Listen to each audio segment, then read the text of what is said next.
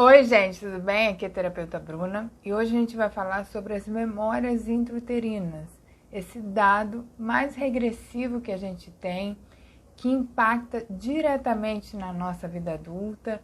Quem estuda esse tema fala que, assim como no útero, assim na vida.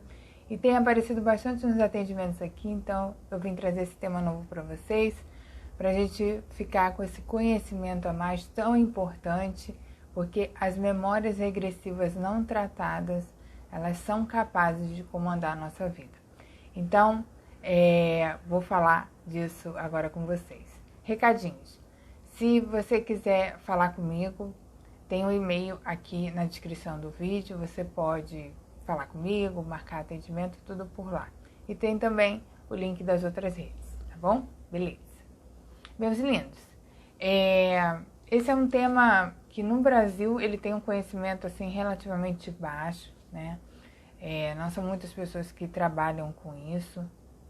Eu, como venho da linha energética e também da psicanálise, na psicanálise a gente tem um autor que fala especificamente sobre o desenvolvimento dos bebês e o desenvolvimento desse self, que é o Winnicott, né?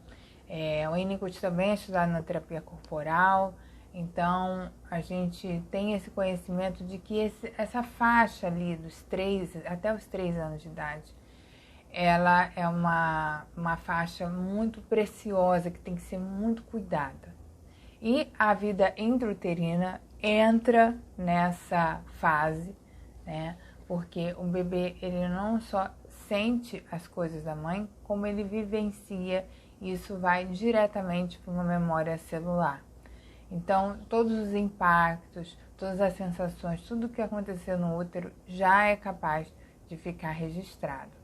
E com o reforço do ambiente, né, então podem acontecer ali traumas intrauterinos, que a gente chama, com o reforço do ambiente isso fica marcado e a gente vai reverberando isso, trazendo isso para a nossa vida, né? Então, esse conhecimento é um conhecimento que já vem de fora, né? Há 40 anos tem um congresso internacional de vivências intrauterinas, então isso está sendo colocado aqui no Brasil também. E eu vim também fazer minha contribuição, porque no meu trabalho, né, eu faço a leitura intuitiva, a comunicação intuitiva com a pessoa, e quando a gente quer ver a origem dos sintomas, muita coisa estão lá, né, nessa vivência intrauterina. E aí o energético é a via mais fácil, né, de acesso. Então dá pra gente fazer reprogramação, dá pra gente acessar esse DNA. Então é um trabalho que eu gosto muito de fazer e traz grande alívio, né? Então pessoas que têm fobia, pode ser por conta de vivência intrauterina, depressão pode ser por vivência intrauterina. Por exemplo, quando o irmãozinho, né, no útero, formam-se dois embriões e um morre.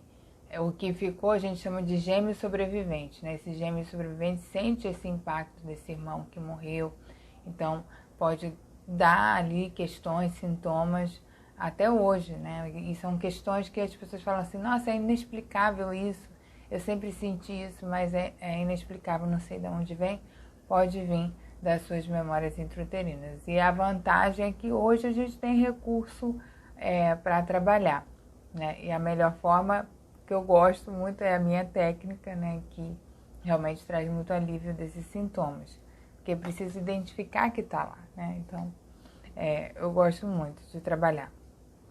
Então, os filhos, né, eles começam nessa ideia dos pais. Os pais começam a ter uma ideia do que é ter um filho. Quando a gente vem de uma família amorosa, de uma família que as pessoas desejaram ter essa criança, esse imaginário dos pais em relação ao filho geralmente é bom, né? Quando a família é disfuncional ou é uma criança que não foi planejada, a mãe está insegura, né, de ter aquele bebê ou então realmente não queria, esse imaginário, né, que são impressões e vão estar no campo e na memória dessa criança. Então, por exemplo, filhos de mães que sempre rejeitaram essa criança, né, isso se vem desde o útero, isso vai estar na memória. A criança vai desenvolvendo sentidos também dentro do útero. Então, ela é capaz de reagir, por exemplo, a brigas externas, né? Recentemente eu até fiz uma sessão com isso, né? Uma pessoa que tinha escutado, né? Muitas brigas, ambiente muito estável, a gente chama de estresse tóxico.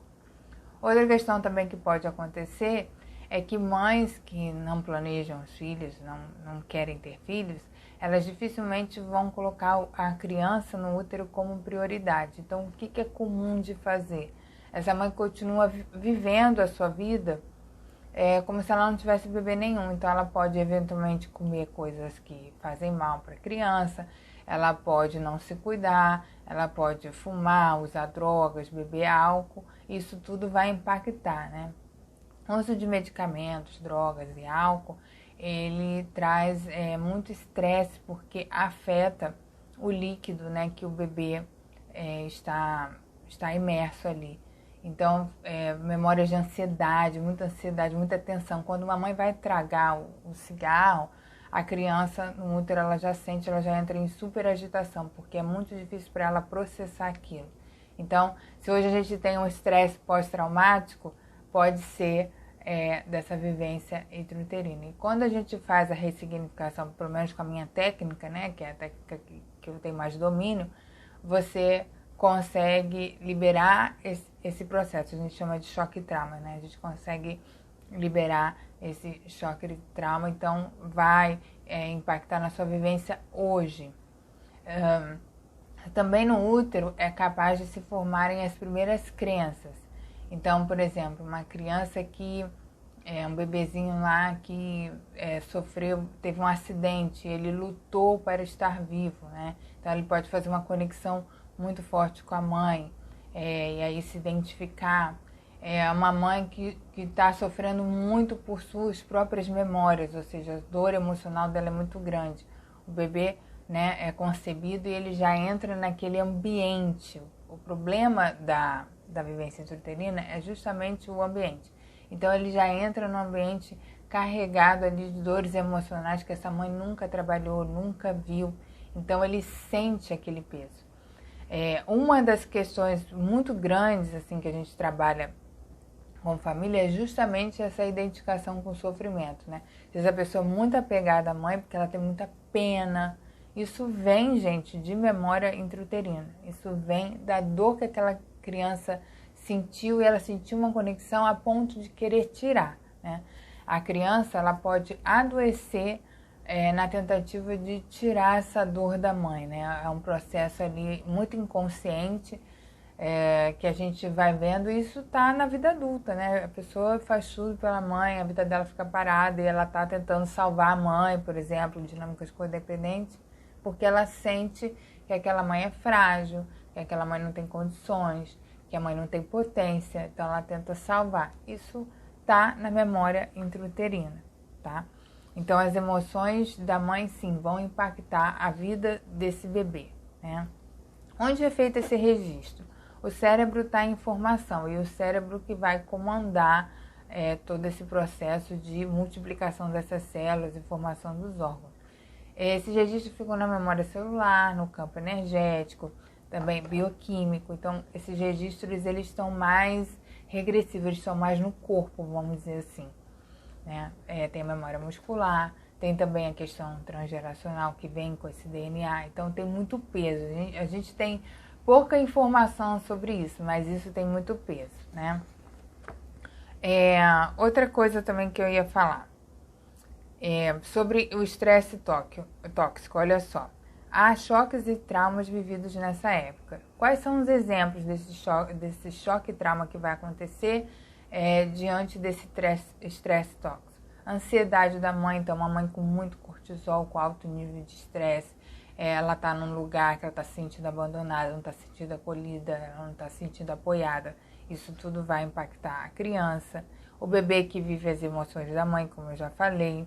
Ele vive desconfortos no útero, ou seja, estão comendo alimentos que faz mal, a medicação que faz mal, o uso de drogas que faz mal, tem um desconforto.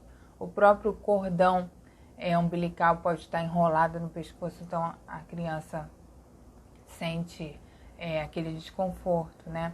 A morte dos irmãos é um impacto muito grande, tentativas de aborto, falta de cuidados, né? E brigas e violência. Então, ambiente com muita violência externa, a criança já vai desenvolvendo sentidos ali, né? Terceiro mês, né? 12 semanas ali, já vai se desenvolvendo sentidos e ela começa a ver que essa mãe está ameaçada. Então, brigas e violências impactam muito, né? E tudo isso, gente, vai ter um reforço do ambiente.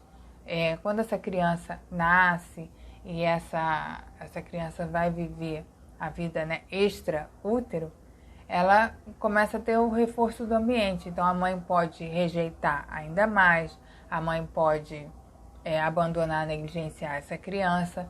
Então, pode ter o reforço, por exemplo, estresse tóxico, né, como eu falei.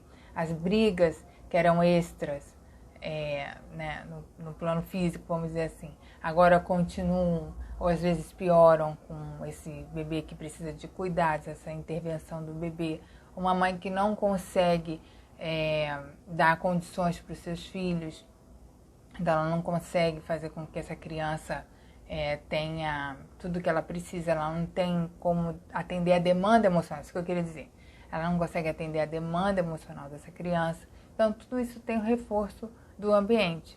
E aí isso vai reforçar crenças, sentimentos, dores emocionais. Por isso, às vezes, quem tem a sensação de desamparo, abandono e rejeição, fala assim, nossa, mas eu sinto isso há tantos anos, eu sinto isso há tanto tempo, eu sempre senti. A gente é capaz de acessar, não no nível de lembrança, assim, visualização, mas é capaz, às vezes, de sentir como a gente foi recebido no mundo. Então, aquele olhar da mãe, como a mãe pegou, como a mãe não viu a criança, se ela foi separada, se a intervenção médica foi muito bruta para ela. Tudo isso a gente fica registrado. E isso vai fazer com que essas memórias ficam como se fosse um programa rodando ali no nosso psiquismo, fazendo com que a gente reproduza esses padrões na nossa vida extraútero, tá bom? Então, espero ter contribuído para esclarecer esse tema e que vocês fiquem bem aí, que é sempre meu desejo, tá bom, gente? Até o próximo vídeo. Tchau!